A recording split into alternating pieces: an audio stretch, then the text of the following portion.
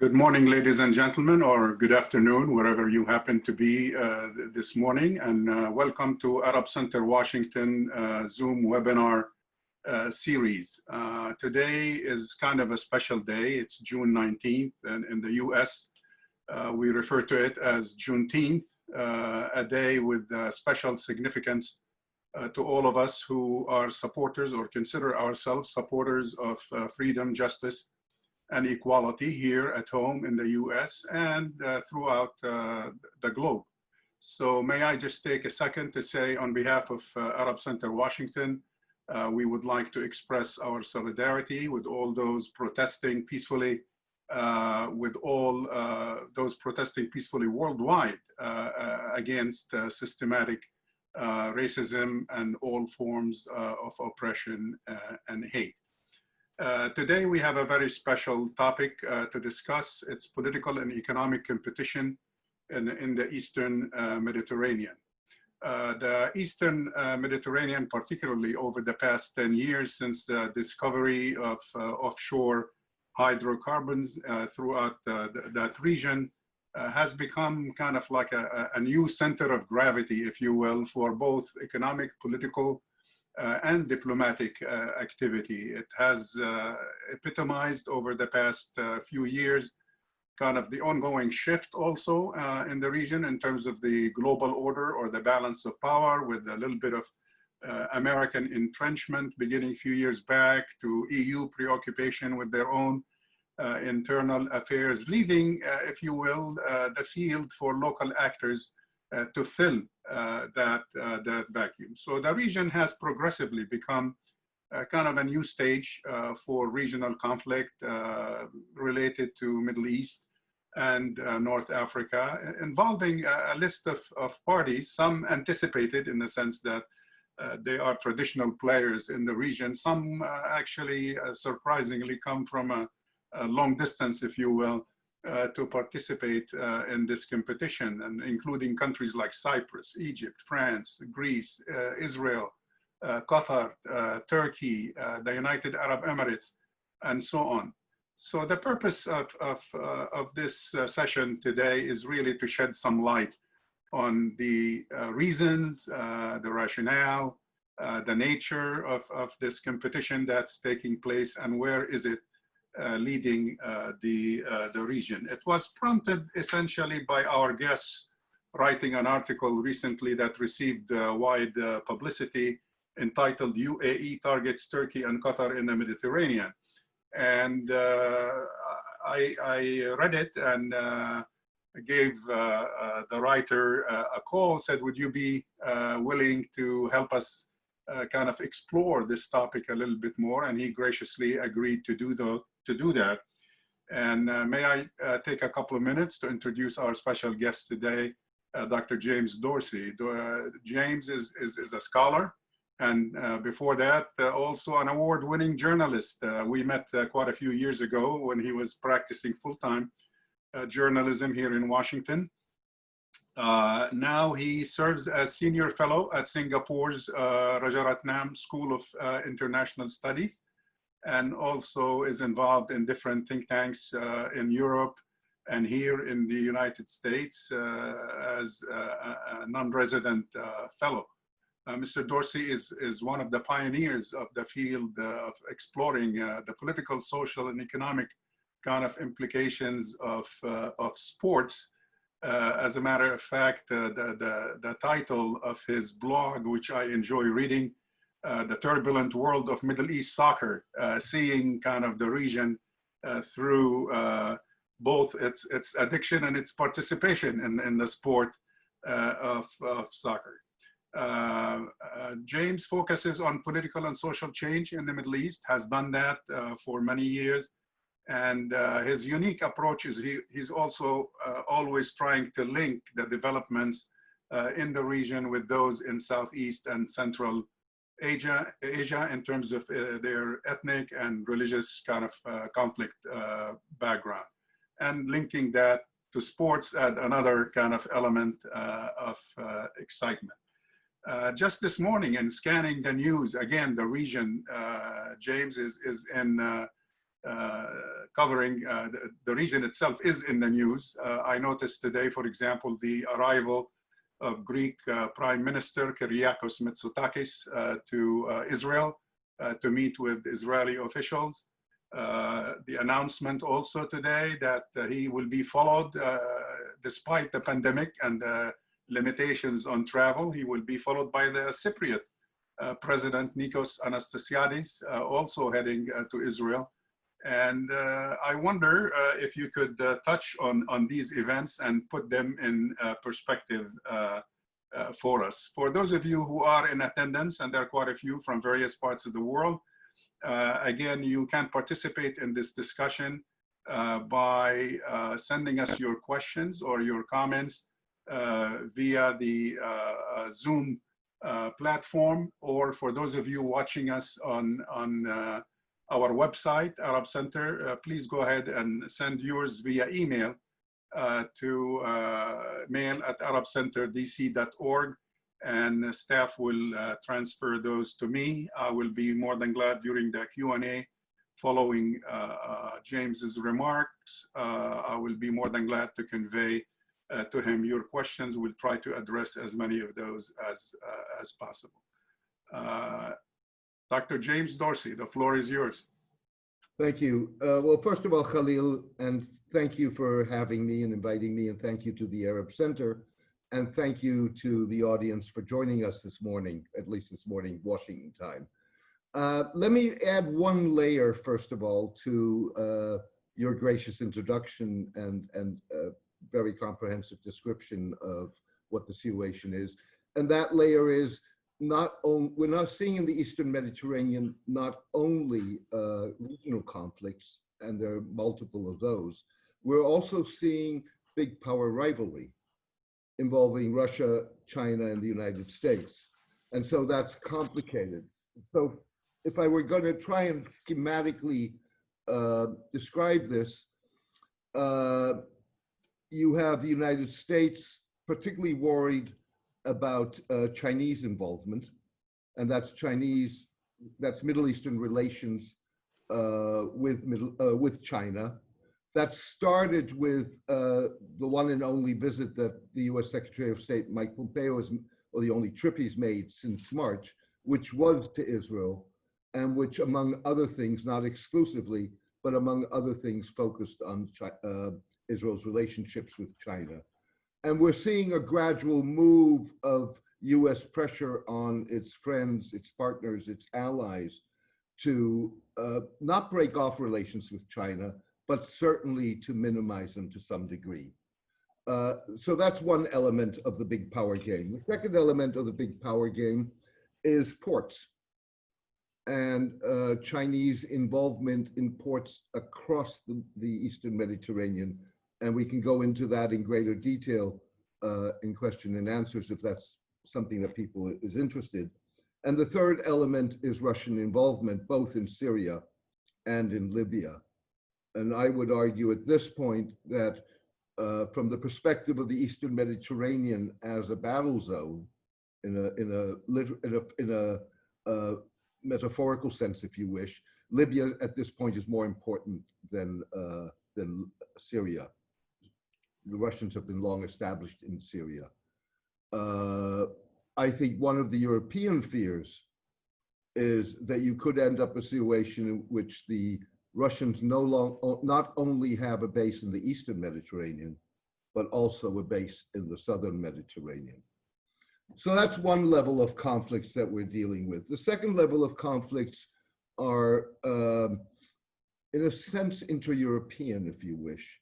So with other words, the perennial Turkish-Greek conflict, whereby the Greeks feel that the Turks are imposing on their territorial waters.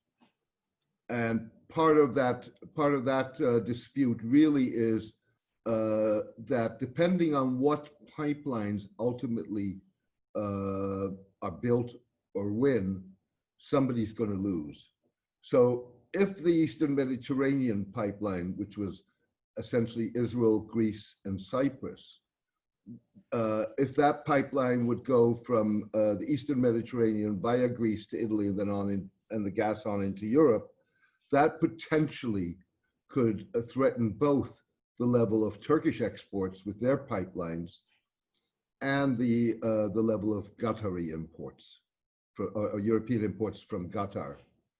So, and that's where you get the third level of this conflict, and that is the United Arab Emirates. There are two issues with the United Arab Emirates. It is viscerally opposed to any form of Islamist politics or political Islam, whatever you want to call it, which is part of the reason why it supports the rebel forces of Khalifa Haftar in Libya. But it also sees Turkey as an Islamist force. And I suspect, even though that has never been pronounced, but I suspect that it's not just an issue of political Islam. If you look at what the Gulf states have been doing, particularly the United Arab Emirates and Qatar, over the last couple of decades, they've been investing in education. They have been building world-class positioning their airport continents, and they've been using that for soft power. Well, there's one other country that does exactly the same thing, even though it may not have the kind of financial muscle that the Gulf has, and that's Turkey. Turkish Airlines was one of the world's top airlines. In fact, it is one of the world's largest fleets, together with the Gulf fleets.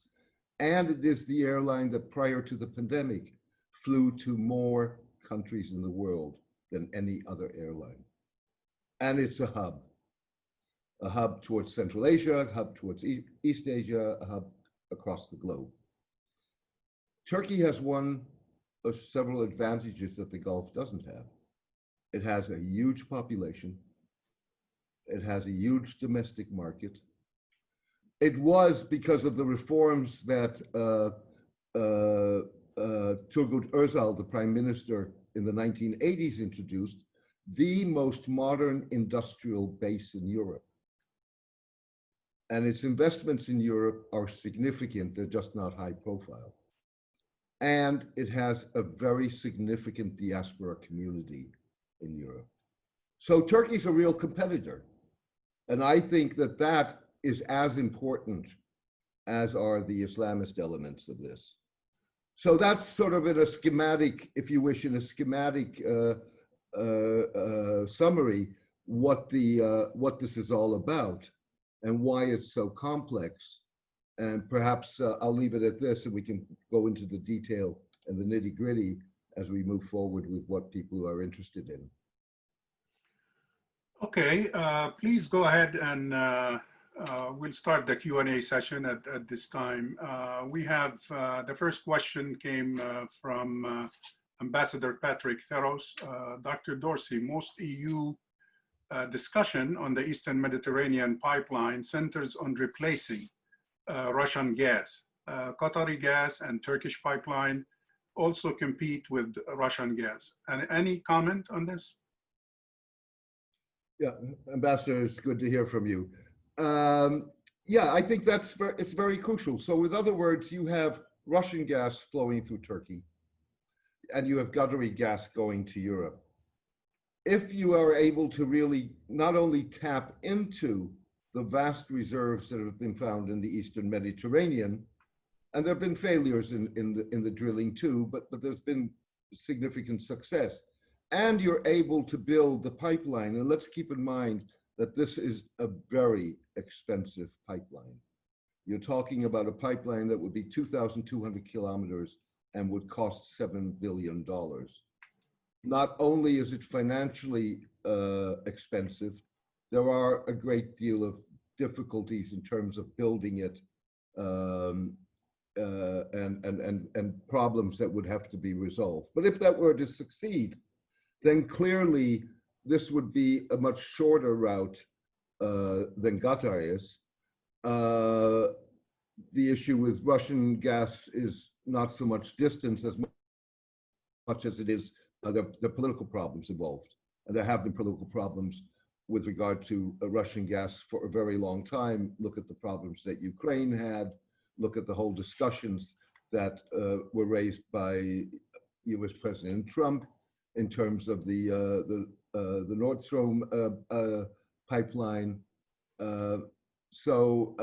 Yes, if they were to succeed, that significantly could change the balance and the mixture or the mix of European gas imports.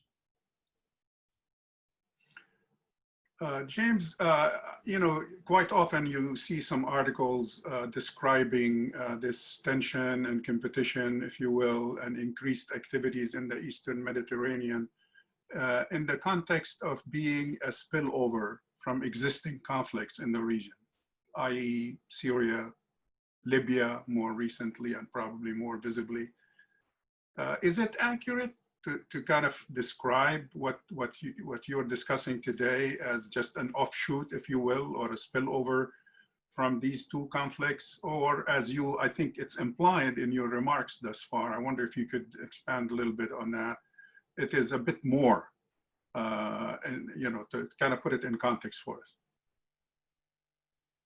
Well, the answer is yes and no. So, with other words, the real question then is, would you have a conflict over Eastern Mediterranean gas, where not have conflicts in Palestine, in Israel, in Libya, between Turkey and Greece? I suspect you would. Now, it could very well be that without all of those existing conflicts, the way that the dispute over Eastern Mediterranean gas would play out would be different. And in a different context. And perhaps you would have less players or less external players, whether that's the big powers, whether that's the United Arab Emirates. So that's the no part of it, if you wish. The yes, or the yes part of it. The no part of it is that clearly what the battle over Eastern Mediterranean gas has done is it's become part of a myriad of other conflicts in the region. So, and it's created, in a sense, new differences. So it's clearly had a major impact on Libya in terms of the reasons why Turkey intervened militarily on behalf of the government of national accord and literally changed the map of the battlefield by defeating the forces of Haftar in Western Libya. It clearly adds to what already were tense relations between Turkey and Israel. It's pushed relations between Turkey and Greece potentially towards some sort of incident in the Eastern Mediterranean. So in that sense, it is part of all of these conflicts. And that's why I'm saying yes and no. Obviously, on top of that, in my mind, you have another conflict or issue, and that is, while Turkey intervened in Libya in support of an internationally recognized government, it, like all of the supporters of the Haftar rebels, United Arab Emirates, France, Egypt, Russia, is violating an international arms embargo. On top of that, what you got was an agreement that the GNA National Alliance, a national accord signed with the Turks about what the economic zone in the Eastern Mediterranean would be, which is a second violation of international law. And so what you're getting in Libya as a result of that is something which I think is part of a global trend in which might is right. Nobody adheres to international law, and nobody is held accountable if they violate international law. Now, the second interesting part of this is the Turkish-Russian relationship, which in my mind demonstrates both the way a number of powers, so Turkey, Russia, China, and Iran, manage relationships in which there are inherently built differences and interests. We don't know exactly what the deal is in Libya. On the one hand, supporting Haftar, the Turks supporting the GNA, and the Turks whacking the Russians. So from a Russian perspective, and there has to be a reason why you would want to carry that cost, from a Russian perspective, the performance of Russian anti-missile defense systems, the credibility of those have been called into question. They've also been called into question in Syria. Not the top line of Russian missile systems. These were not S-400s or S-300s, but nonetheless. The second indication that there's more going on here is that when the Haftar forces were defeated in Western Libya, the Turks basically held off and allowed the Russian mercenaries to withdraw from the region. So you've got to ask yourself, and this is important for the Eastern Mediterranean, it's important for Europe, what's ultimately here the deal? I suspect, I mean, there's been lots of speculation about this, going from that they'll agree on basically the split up of Libya into 2 or 3 countries, to some sort of agreement on spheres of influence.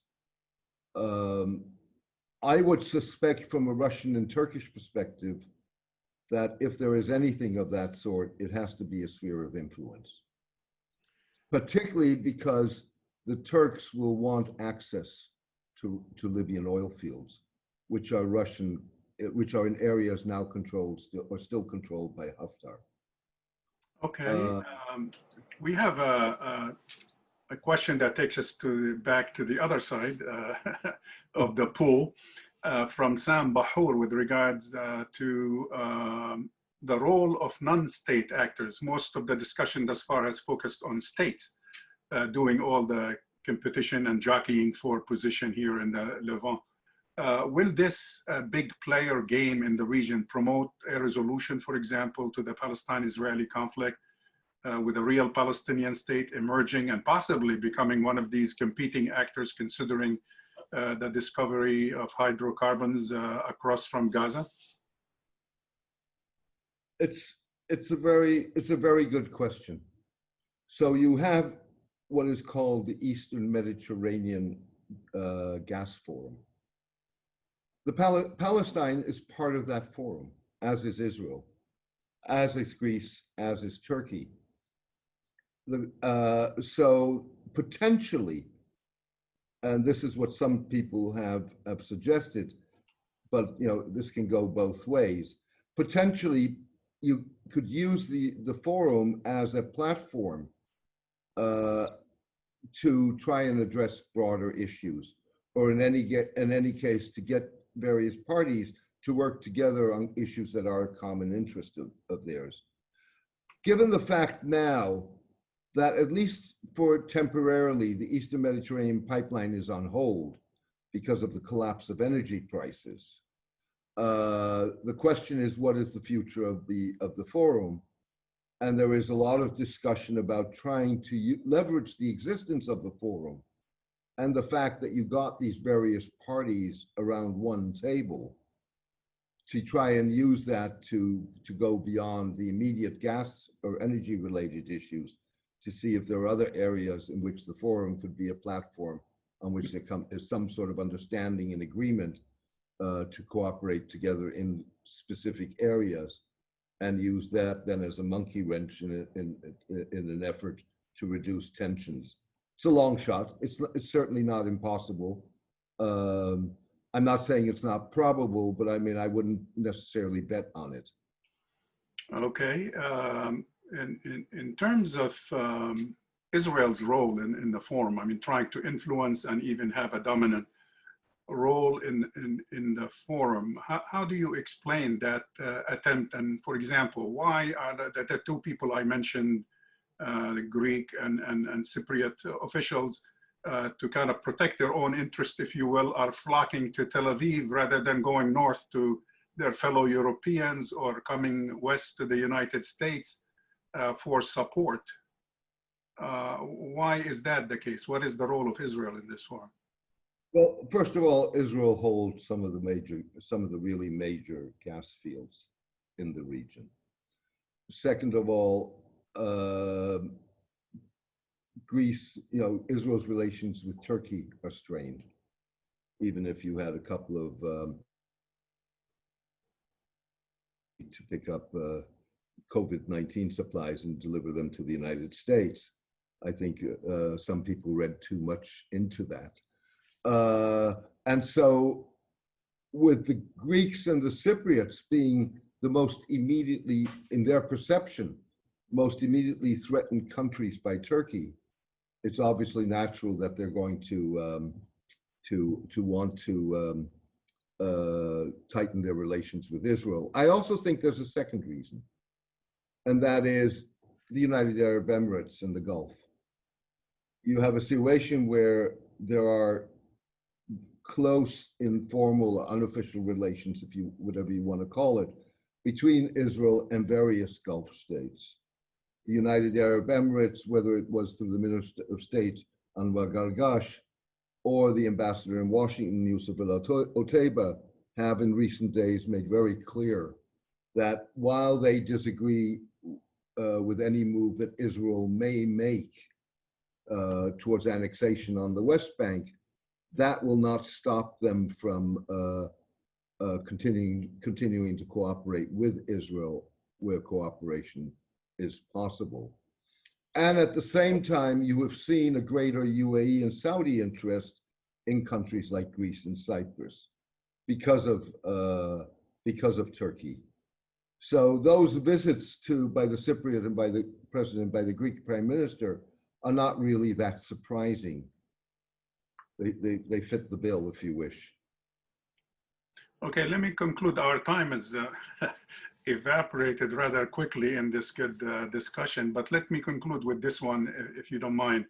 A question from Sana Aziz. You kind of alluded to it with the pipeline being frozen right now, and when and if it is finished, how would that impact Iran-EU trade? Do you think that would reduce, for example, the Saudi-Iran proxy wars in the region as they focus on more constructive endeavors? I doubt it. I don't think, Iran is an indirect player when it comes to the Eastern Mediterranean. It's an indirect player primarily because of its relationship with the government of Bashar al-Assad. It doesn't have direct stakes in the Eastern Mediterranean, with one caveat on that. Turkey's major gas supplies come partly from Qatar, but more primarily from Russia and Iran. So what gas flows through Turkey or through pipelines that go through Turkey to Europe is Russian and Iranian. So obviously, if the amounts that flow through those pipelines get reduced because of competition with the Eastern Mediterranean, that could have an impact on the Iranians. I don't think that any of this would play out in terms of impacting the Saudi-Iranian dispute and rivalry. Clearly the dispute with Turkey is partly, not exclusively, but one aspect of that is the Saudi-Iranian relationship. But again, the dispute with Turkey goes far beyond that. And so I think it would be the other way around. If you were to resolve things with Turkey, I mean, if the Europeans were able to resolve their issues with Turkey, if Israel were to resolve its issues with Turkey, if Syria got resolved, then that would have an impact on the Saudi-Iranian rivalry. But those are ifs with capital I's. All right, thank you.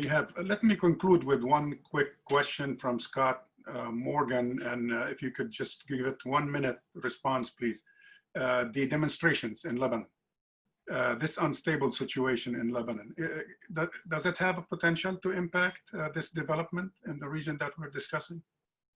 Well, it has Lebanon had the unfortunate, Lebanon had a number of unfortunate developments. One of those unfortunate developments was that the exploration for gas off its coast was turned up dry wells. So in that, but obviously it's in that region. I would argue, frankly, that there are two issues here. One is what ultimately comes out of these demonstrations and what kind of a government you get. But I would also argue that if the last decade was a decade in which what I would call a decade of defiance and dissent, in which globally people lost confidence in political systems and leaders, the next, you ain't seen anything yet, the next decade is even going to be worse, including in countries in the Eastern Mediterranean. Excellent. My staff just reminded me that we could accommodate a few more questions, and we will include that in the edited version to be aired later. So if you don't mind, we will try to answer, because we're getting some more interest from the audience. Dr. Ahmad Harb, our colleague at the center, would like to know, with the UAE trying, like you just alluded to it in a previous answer, trying to build relationships with Israel and Syria in spite of the Caesar law that just went into effect. How does that figure out in the overall picture in terms of the UAE role in this whole thing? Well, I think what you have is you had a statement in May by Israel, France, Greece, Cyprus, Egypt, and the UAE condemning Turkish actions in the Eastern Mediterranean. The UAE clearly wants to be a player in the region. And so if you have this alliance that involves a great part of the Eastern Mediterranean, the majority of the Eastern Mediterranean countries, which is backed by the UAE and potentially the Saudis, I think that would certainly have an influence. There's one point that I would like to raise that I think is very important that we haven't touched on and that will impact all of this. Go ahead. And that's the Chinese position in the region. So if you look at it today, the Chinese have access to 5 ports. So there's Piraeus in Athens. There's a port that they bought several years ago, about 65% of in Turkey. There's Haifa, there's Ashdod, and there are 2 or 3 ports, including Alexandria in Egypt. That has consequences even without further expansion for the operations of the US 6th Fleet. And the US has already made that clear to the Israelis. Now, if Syrian reconstruction, there is only one party that has the financial muscle to fund Syrian reconstruction, and that is China. If and when the Chinese enter into Syria, that they will want access to ports like Latakia and Tartus, which means then that you're talking about Chinese access to ports in 7 or 8 countries, which means they basically dominate in maritime terms the Eastern Mediterranean. And I'm not sure that that's something that the Americans so far have let that go unchallenged, but you're starting to see that the Americans are really feeling uncomfortable about that. Let me go to a question related to this, your last few words there. The Americans are being uncomfortable with that. With that in mind, could you discuss the US position? I mean, it appears like there is some kind of a tepid disengagement from the region in spite of this. I mean, the fact that you started your presentation with big power rivalry, why is the US somewhat taking itself out of that rivalry, or is the US taking itself out? I don't think that we're talking about a U.S. withdrawal from the region No, in any form or fashion. sure. I think we are talking about some redefinition of the U.S. role in the region and who does what. And I think that what the Americans really have done is not today, but they've opened the door to a process that will evolve over time, in which regional security will be multilateral. And they've opened that process simply through the perception of not being reliable. Or if you want to turn this around, states in the Middle East assuming that the United States would protect them no matter what and at whatever cost, that there was no conditionality involved in that. And when they realized, particularly under Trump, that that was not the case, there was a perception of unreliability. Now, the interesting part of this is that everybody's focused in this discussion on the Gulf states and the notion that they've got a problem because their defense umbrella is no longer absolute, but there's also no replacement for the United States as a guarantor. Fact of the matter is, China's confronted with the exactly same problem. They have relied until now on the United States to guarantee the free flow of navigation, of goods, of energy. And from their perspective, they worry about how reliable is that. And so it's not about the Chinese, neither the Chinese nor the Russians want to replace, certainly not in security terms, the United States in the region. But I think that you're going to get an evolutionary process. It's not going to be in great leaps, but nonetheless a process in which the Chinese, not only the Middle Eastern states, but also the Chinese are going to have to think about how do we make this security system more robust. And one of the only ways of doing that is, and that's maybe comes back to the Saudi-Iranian dispute, is getting some sort of process underway, not a resolution of the dispute, but a resolution on what are the parameters of this. Non-aggression, before, for example, becoming a parameter. Let's move to the issue of price volatility in terms of both the oil and gas markets.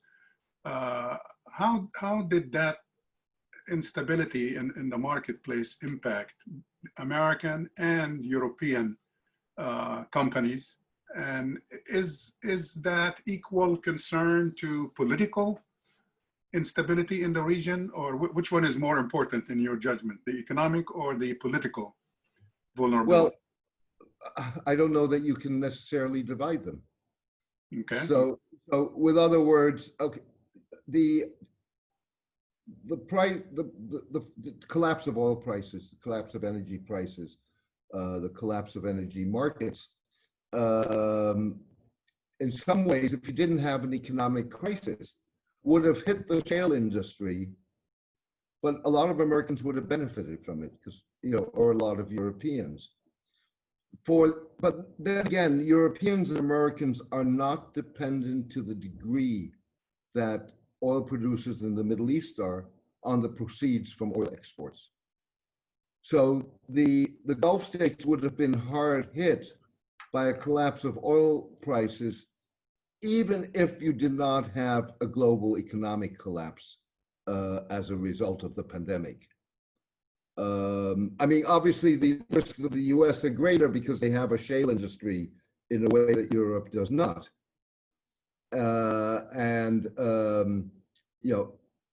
We'll see. My suspicion is that as you bounce back in oil prices, not to what they were, but to levels possibly at around $40, you will see some of the US shale come back. Their break-even point is around 40, 45. It's come down. And presumably, as technology moves on, it will come further down, which would level that playing field.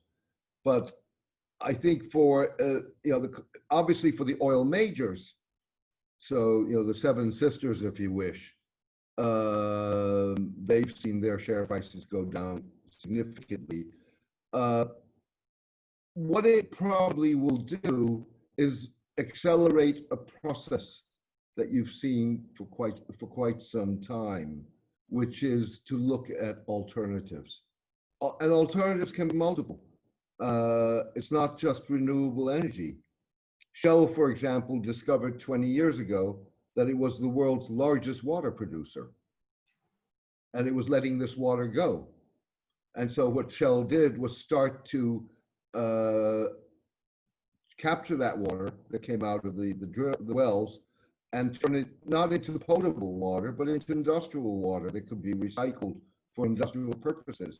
So I think that you'll see a lot of rethinking on the part of oil majors. By you'll see the same kind of rethinking if the Gulf states properly engage in diversification of their economies, which they desperately need to do. Part of that diversification will be companies like Aramco rethinking what their role is and what they should be doing as they envision peak oil, depressed oil markets, or in any case, not oil markets as they were in the past. James, in your earlier response about the United States, you referred to the fact that probably news of U.S. disengagement from the region are kind of exaggerated, and I agree with you. I don't think that is around the corner.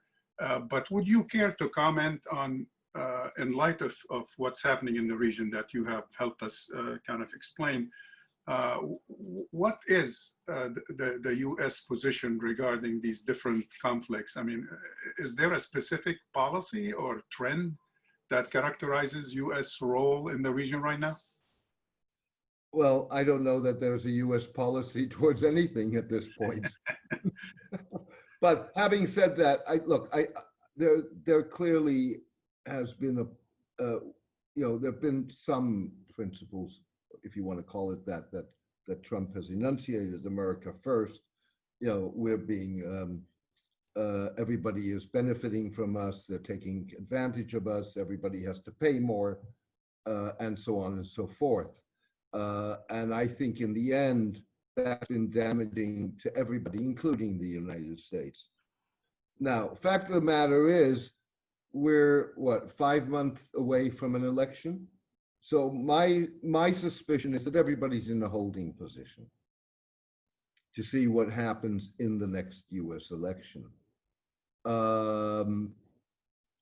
Obviously, if Joe Biden were to win that election, I don't know. I mean, what I do know is we're not going back to the status ante quo. But there will be some shift in emphasis, and there certainly will be a shift in style, in tone, and that in and of itself will already make a big difference. If Trump wins, your guess is as good as mine. We could see more of the same, but also he doesn't have a next election, which means that he could either just go totally off the cliff, or we see some degree of moderation, or whatever you want to call it. I mean, I wouldn't put my bets on that, but I think if you're looking at this analytically, you cannot just totally discard the possibility. Good. Earlier, before we started this discussion, you and I were talking off camera about the COVID-19 and the recent seems to be increased upsurge in numbers, particularly in the region, but globally in a way, including the US. What are the implications of the whole pandemic on the region, either in terms of, is it leading to more collaboration, new relations, or steeper disputes, if you will? Well, I think what you've seen is, on the one hand, an exasperation of disputes. Certainly Israel-Palestine, UAE, Turkey, Libya, Syria, Turkish relations with Greece and Cyprus. You've also seen very limited elements of cooperation. There's obviously the reaching out by the UAE to Iran. That started before the pandemic, started last summer for other reasons. However, I think there are limits to that reaching out, and the Emiratis have made that very clear. They're, in a sense, doing on a bilateral scale what I was describing should happen on a regional scale in terms of multilateral approaches. But they've dialed down the tension, and they've reached out in different ways to the Iranians, so that certainly the environment of that relationship is different. But they made very clear that, in their language, that unless Iran changes its behavior, there would be no normalization of relations. And I think that's indeed, as far as these things go, you've seen certain things in Israeli-Palestinian relations within Israel itself, not so much between Israel and the occupied territories, but certainly, for example, in the experience of Israeli Palestinians playing a major role in the medical sector, in helping COVID-19 patients, and many Israelis for the first time having that kind of an encounter with Palestinians. Whether that's going to have a lasting effect or not, your guess is as good as mine. But overall, I think what we've seen until now is, and we've seen that not only, by the way, in the Middle East, we've seen that across the globe, that disputes, conferences, fault lines have been sharpened rather than bridged. James, you did refer in your remarks multiple times to China and the Chinese role in this region and the competition or control over several ports in the region. But in light of the increased conflict between China and India, to take you to a slightly different region there, could that have some impact? I mean, do you anticipate an Indian role in this region as part of the competition or spillover from the China-India conflict?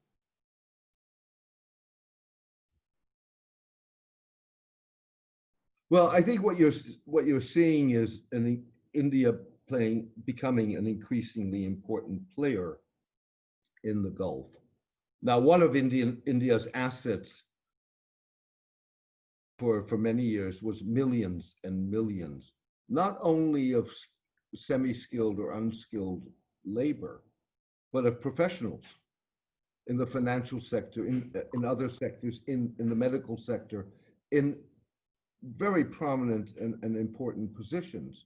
On top of that, India as an oil importer from the Gulf is a very major, has become a very major player. India, obviously, with a population that is equal, if it has not already surpassed that of China, is a vast market. And India has a relationship with Iran that's very important to it. Don't forget when we talk about ports, Chabahar. So a Chinese, if you really had an escalation of the Chinese-Indian conflict, it would and the Gulf states were pressured to take sides in this, they would be hard pressed. Now, to be sure, China is still the major trading partner, but India is a player that they cannot ignore. And what you've also seen is, if the Gulf's relationship in South Asia was traditionally with Pakistan, and they still have strong relationships with Pakistan, you've seen Pakistan having to share that relationship with India, with major Gulf investments going into India. So I think that's a relationship that is very worthwhile watching. And it's not inconceivable. In fact, for whatever it's worth, the plan that Russia put forward for a multilateral security arrangement in the Gulf included India. James, Bill also would like to know, in light of this, if you will, slowdown and the freezing of the pipeline, and it seems like because of the economic crisis worldwide, how do you kind of look in the future with regards to, let's say, the Saudi Giga projects that they expressed they would like to focus on in terms of their next phase of development? Do you think these projects are going to happen? I'm assuming that this is a question that refers to projects like NEOM and other projects within Vision 2030. I think that, well, they've already been affected. The Saudis have announced that they're pulling $8 billion out of these projects. What I think you're going to see is, if you look at what has happened in the last 4 or 5 years since Vision 2030 was enunciated, you've had some splashy events. You've had degrees of social change that are undeniable. Women's driving, the opening up of the entertainment sector, although there are questions about that, but without trying to be fine-tune this all. You haven't seen really, you've seen top-down development. You haven't seen really what was promised in Vision 2030, a degree of shift to the private sector. They have not been successful in trying to move employment from the state. The state today employs 70% of Saudi nationals, to the private sector. And Saudi youth don't necessarily want to move to the private sector. They feel that their job security, even if they will earn less, is greater with the state than it is with a private company, which really goes to the point that what Vision 2030 does, beyond concrete goals, job creation, increased tourism, and so on and so forth, it involves a cultural change. And it involves a cultural change not only in the shift from the religious legitimization of the regime to a national legitimization. It involves a cultural shift on multiple levels. And there has been no process that sort of introduces that cultural change, helps people understand what that change means and the degree to which they can benefit from that. So what I think you're going to have to see is a really go back to the drawing table. Now, the fact that they have a fiscal crisis and therefore do not necessarily have the kind of money or the kind of security to spend the kind of money they were going to do on things like NEOM, I think means that as they go, if indeed they go back properly to the drawing board and redraw their plans for economic diversification, streamlining of the economy,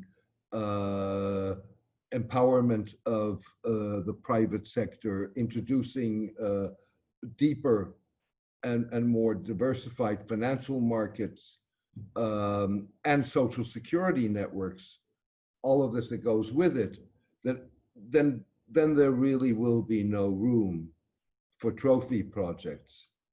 And I think they're going to have problems. I mean, you look at if the sale of Newcastle United, the British or the English Premier League football club, were to take place, how is it going to go down if Saudi Arabia is going to be funding millions of dollars in player acquisition and player salaries, while cost of allowance benefits for a large segment of the Saudi population are suspended and sales taxes are tripled? James, you've described well the role, key role played by the UAE in this region now. Do you see that as linked somehow to the GCC tensions and problem, UAE versus Qatar versus what have you, the boycott of Qatar and the siege imposed on it? Is that a spillover into the Mediterranean, if you will? Well, this part of that spillover is the UAE wanting to counter the Turks, which is a very close ally of Qatar, and has been very helpful to Qatar since the declaration of the economic and diplomatic boycott by Saudi Arabia, the UAE, Egypt, Bahrain. And to be fair, the Qataris have also been helpful to the Turks in economic and financial terms when they needed it. But so that's one aspect of the spillover.